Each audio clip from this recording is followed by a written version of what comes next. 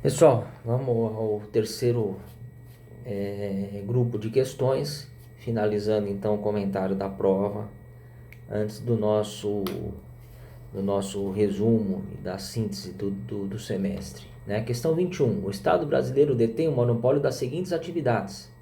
Né? E aí, aqui se relaciona então a questão dos monopólios, né? E aí a pergunta diz quais são os monopólios detidos pelo Estado.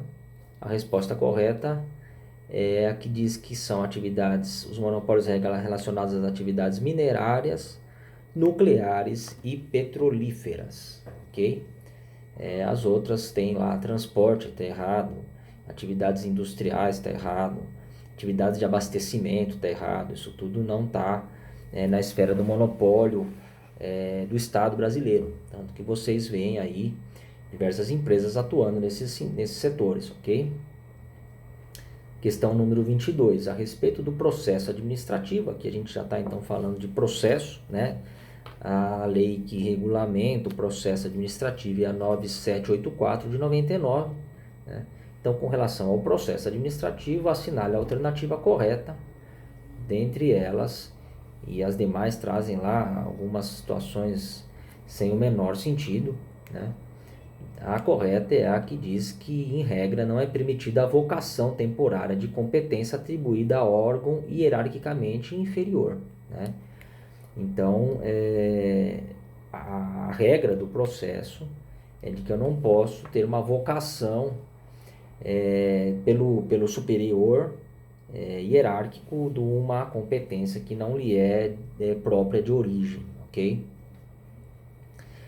A questão 23 traz aqui uma situação prática, eu vou ler a vocês. Tonico, servidor público federal, acusado em um processo administrativo, recebeu intimação para comparecer a uma audiência marcada para o dia 12/7 de 2019. Né? Aqui é uma data hipotética. No dia e horário marcados, Tonico esteve presente desacompanhado de um advogado. Em se tratando de processo administrativo disciplinar, os famosos PADs, né? É correto afirmar que a intimação, né, e aí a alternativa correta é de que, conforme entendimento do nosso Supremo Tribunal Federal, a ausência de defesa técnica, ou seja, a ausência de advogado no âmbito do processo administrativo, não ofende a Constituição Federal, ok?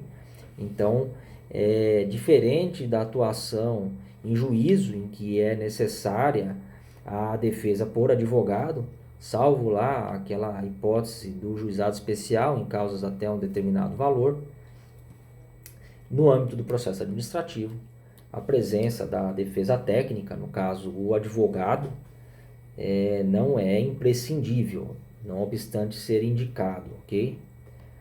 Questão 24. A respeito das responsabilidades do servidor público federal, analisa as afirmativas a seguir, né? Então, por óbvio que deveria o aluno assinalar a que trouxesse afirmativas corretas, né?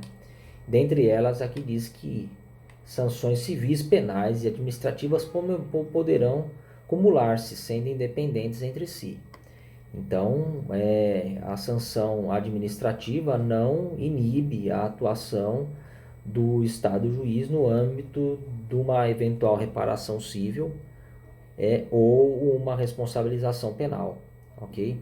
Então, o servidor público eventualmente responde nas três esferas, não tem problema nenhum. Questão 25. Ricardo Reis, servidor público, foi acusado em processo disciplinar de haver subtraído da repartição um aparelho de ar-condicionado, falta que ensejaria sua demissão a bem do serviço público.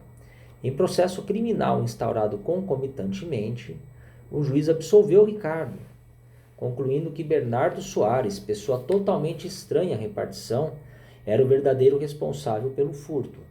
Constatou-se, todavia, que Ricardo Reis havia se ausentado da repartição sem acionar os alarmes antifurto, providência de sua exclusiva responsabilidade. Tal comportamento não gerou punição na esfera criminal, por se tratar de conduta criminalmente atípica. Diante do relato hipotético, conclui-se que Ricardo Reis poderá sofrer punições em âmbito administrativo, visto que a decisão criminal não é vinculante na esfera administrativa. Essa é a resposta correta. Então vejam, ele foi absolvido na esfera penal, porque lá restou provado que o autor do crime era outro.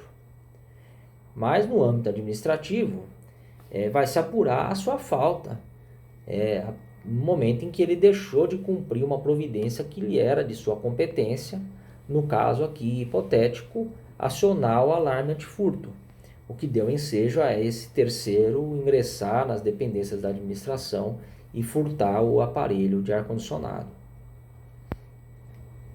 Questão número 26, em relação ao regime jurídico dos servidores públicos. Então vejam, aqui a gente está aí no âmbito dos servidores públicos, que também foi alvo de nossas discussões durante o semestre, né? Em relação ao regime jurídico dos servidores públicos, assinale a alternativa correta, né?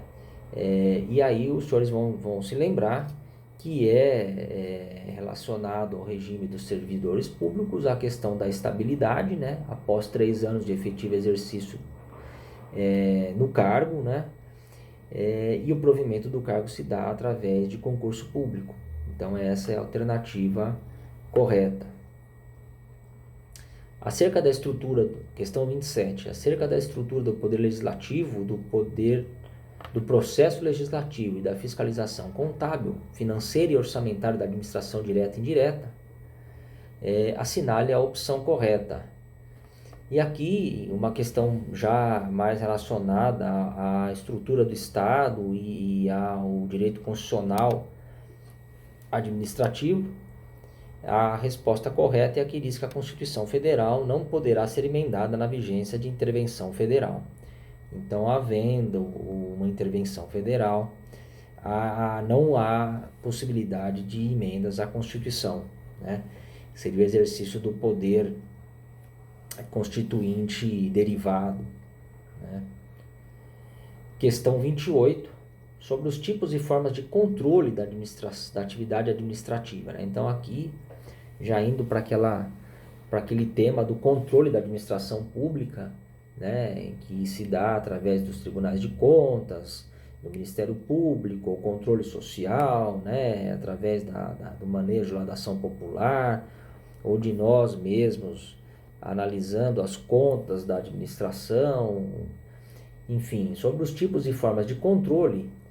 O controle de mérito é todo aquele que visa a comprovação da eficiência do resultado, da conveniência ou oportunidade do ato controlado.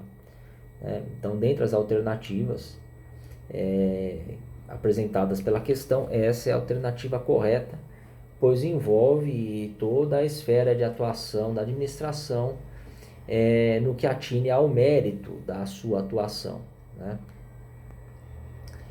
Questão 29. Segundo a lei de improbidade, vocês vão de lembrar que a gente discutiu improbidade numa aula específica para isso, né? A lei 8429 de 92, né?